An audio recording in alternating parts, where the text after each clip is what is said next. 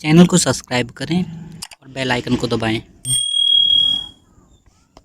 Hello friend, Ayurveda and medicine channel की एक और नई वीडियो में आप सभी का स्वागत है। आज हम इस वीडियो में जानेंगे कि आयुर्वेद क्या है, आयुर्वेद का क्या उद्देश्य है और आयुर्वेदिक औषधियों के क्या क्या लाभ होते हैं। मैं डॉक्टर विकास आपका अपने चैनल आयुर्वेदा एंड मेडिसिन में आप सभी का स्वागत करता हूँ। तो चलिए वीडियो को शुरू करते हैं। हेलो दोस्तों, आप सभी को मेरा नमस्कार। आज हम बात करेंगे आयुर्वेद के बारे में। आयुर्वेद आयुर्वेद दो शब्दों से मिलकर बना है। आयु प्लस में वेद इक्वल टू आयुर्वेद।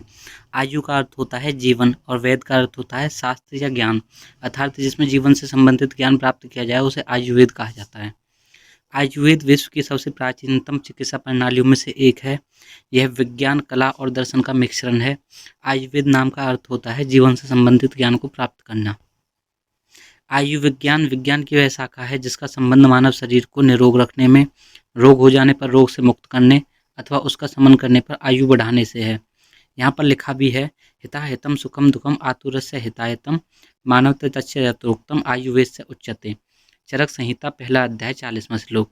अर्थात जिस ग्रंथ में हितायु जीवन के अनुकूल, अहितायु जीवन के प्रतिकूल, सुखायु स्वस्थ जीवन एवं दुखायु रोग की अवस्था, इन सभी का वर्णन हो उसे आयुर्वेद कहा जाता है। आयुर्वेद में 3 प्रकार के दोष होते हैं, इनको त्रिदोष कहा जाता है। ये 3 दोष हैं वात, पित्त, कफ। तीनों दोषों के असंतुलन को रोग का कारण मानते हैं। इसका मतलब यह है कि जैसे किसी का वात बढ़ जाता है या उसका वात घट जाता है तो उसमें रोग उत्पन्न हो जाते हैं। इसी प्रकार किसी में पित्त बढ़ जाता है या घट जाता है तो भी रोग उत्पन्न हो जाते हैं। और अगर किसी में कफ बढ़ जाता है या कफ घट जाता है तो भी रोग उत्पन्न हो जाते हैं। इसी प्रकार वात पित्त के बढ़ने या घटने से भी रोग उत्पन्न होते हैं, पित्त कफ के बढ़ने या घटने से भी रोग उत्पन्न होते हैं और वात कफ के बढ़ने या घटने से भी रोग होते हैं। इसी प्रकार वात पित्त कफ तीनों के बढ़ने या घटने से रोग उत्पन्न हो जाते हैं। समदोष की स्थिति को आरोग्य कहते हैं। इसका मतलब यह है कि अगर वात पित्त और कफ तीनों समान मात्रा में है तो ये आरोग्य प्रदान करते हैं अर्थात जीवन प्रदान करते हैं। अष्टांग वेदक इस प्रकार संपूर्ण आयुर्वेद चिकित्सा के 8 अंग माने जाते हैं। आयुर्वेद चिकित्सा में 8 अंग माने गए हैं।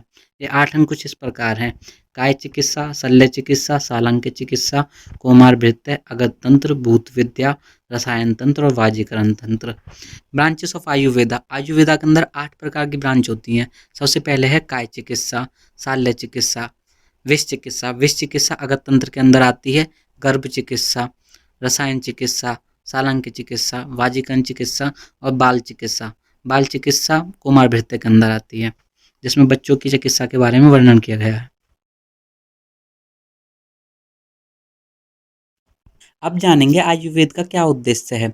आयुर्वेद का उद्देश्य ही स्वस्थ प्राणी के स्वास्थ्य की रक्षा करना तथा रोगी के रोग को दूर करना ही आयुर्वेद का उद्देश्य माना जाता है। यहाँ पे बताया भी गया है, प्रयोजन से चास्य स्वास्थ्य स्वास्थ्य रक्षणम आतुरस्य विकार प्रशमनम च। चरक संहिता सूत्र स्थान 30वां अध्याय 26वां श्लोक।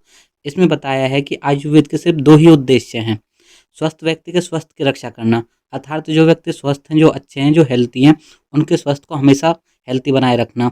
और सेकंड, रोगी या आतुर व्यक्ति के विकारों को दूर कर उन्हें स्वस्थ बनाना, अर्थात जो रोगी व्यक्ति हैं उनको रोग मुक्त कराना है और उनको स्वस्थ बनाना है। त्रिस्कंध 3 प्रधान शाखा है। इसे आयुर्वेद में त्रिसूत्र के नाम से भी जाना जाता है।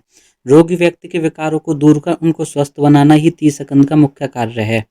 इसके लिए प्रत्येक रोग के 3 चीज़ों के बारे में जानना जरूरी होता है। सबसे पहले है हेतु। हेतु मतलब कारण, कि रोग किस वजह से या किस कारण से उत्पन्न हुआ है। सेकंड पॉइंट है लिंग। रोग परिचारक विषय, मतलब रोग के परिचय के रूप में जो विषय उत्पन्न होते हैं उनको रोग परिचारक विषय कहते हैं। उसके लिए रोग के बारे में पहले जानना पड़ता है, जैसे कि पूर्व रूप। रोग उत्पन्न होने से पहले कौन कौन से उसके सिम्टम्स थे, मतलब कौन कौन से ऐसे लक्षण थे जिनकी वजह से रोग उत्पन्न हुआ, उनको पूर्व रूप कहा जाता है। फिर है रूप। रूप मतलब साइन एंड सिम्टम्स, कौन कौन से साइन और सिम्टम्स से पता लगा सकते हैं कि यह कौन सा रोग है। फिर है उसकी संप्राप्ति, किस वजह से उसकी पैथोजेनेसिस करनी है, वह उसकी थर्ड पॉइंट संप्राप्ति कहलाती है। फिर है उपसय और अनुपसय, थेराप्यूटिक। थेराप्यूटिक का मतलब होता है किसी को तनाव मुक्त करना या फिर रिलैक्स फील कराना, ये सब इसके अंडरटेक आता है। फिर लास्ट वन है औषध। औषध मतलब मेडिसिन के बारे में पता होना चाहिए, अगर किसी को कोई रोग हुआ है तो उसके लिए कौन सी मेडिसिन देनी चाहिए। ये सब औषध ही उसका ज्ञान परामर्शक होता है। आयुर्वेदिक चिकित्सा के लाभ। दोस्तों अब जानेंगे कि आयुर्वेदिक चिकित्सा के क्या क्या लाभ होते हैं, क्या क्या उसके फायदे होते हैं। आयुर्वेद चिकित्सा विधि सर्वांगीण है। आयुर्वेद चिकित्सा के उपरांत व्यक्ति की शारीरिक तथा मानसिक दोनों में सुधार होता है। इसका मतलब यह है कि आयुर्वेदिक चिकित्सा विधि सर्वांगीण है। जो आयुर्वेदिक चिकित्सा की जाती है वो विधि पूर्वक की जाती है, जिसके माध्यम से व्यक्ति को शारीरिक तथा मानसिक रूप से दोनों में सुधार देखने को मिलता है। आयुर्वेदिक औषधियों के अधिकांश घटक जड़ी बूटियां, पौधे, फूलों और फलों से प्राप्त किए जाते हैं। अतः यह प्रकृति के निकट चिकित्सा होती है। जो आयुर्वेदिक चिकित्सा होती है वो नेचर के बहुत नज़दीक होती है, क्योंकि इसमें जितनी भी औषधियाँ ली जाती हैं वो वनों से, पेड़ पौधों से, फूलों से, जड़ों से आदि से प्राप्त की जाती हैं। व्यवहारिक रूप से आयुर्वेद औषधियों के कोई भी दुष्प्रभाव या साइड इफेक्ट देखने को नहीं मिलते हैं। जो भी व्यवहारिक रूप से आयुर्वेदिक औषधियाँ होती हैं उनके कोई भी साइड इफेक्ट देखने को आज तक मिले नहीं हैं। अनेक जीर्ण रोगों के लिए आयुर्वेद विशेष रूप से प्रभावी रहा है। जीर्ण रोग किन्हें कहते हैं? जीर्ण रोग वे रोग होते हैं जो लंबे समय की व्याधि होती हैं, उनको जीर्ण रोग कहा जाता है। इसके लिए आयुर्वेद विशेष रूप से प्रभावी रहा है। आयुर्वेद न केवल रोग की चिकित्सा करता है बल्कि रोगों को भी रोकता है। आयुर्वेद जो होता है वो रोगों की चिकित्सा के साथ साथ रोगों को पूर्ण रूप से खत्म भी कर देता है, कि एक बार रोग होने के बाद वो दोबारा वापस कभी ना हो, इसके लिए आयुर्वेद चिकित्सा की जाती है। आयुर्वेद भोजन तथा जीवन शैली में सरल परिवर्तनों के द्वारा रोगों को दूर करने का उपाय सुझाता है। आयुर्वेद जो होता है वो भोजन तथा जीवन शैली में परिवर्तन करके रोगों को दूर करने के उपाय बताता है, कि जीवन शैली और भोजन के आधार पर रोगों को कैसे ठीक किया जाता है, आयुर्वेद में बताया जाता है। आयुर्वेदिक औषधियाँ स्वस्थ लोगों के लिए भी उपयोगी हैं।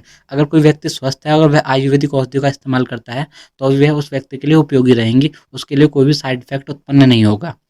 आयुर्वेदिक चिकित्सा अपेक्षाकृत सस्ती होती हैं, क्योंकि आयुर्वेद चिकित्सा में सरलता से उपलब्ध जड़ी बूटियाँ एवं मसाले काम में लिए जाते हैं।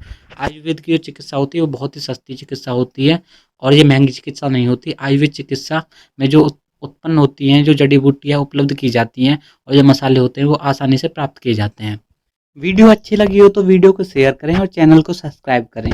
धन्यवाद।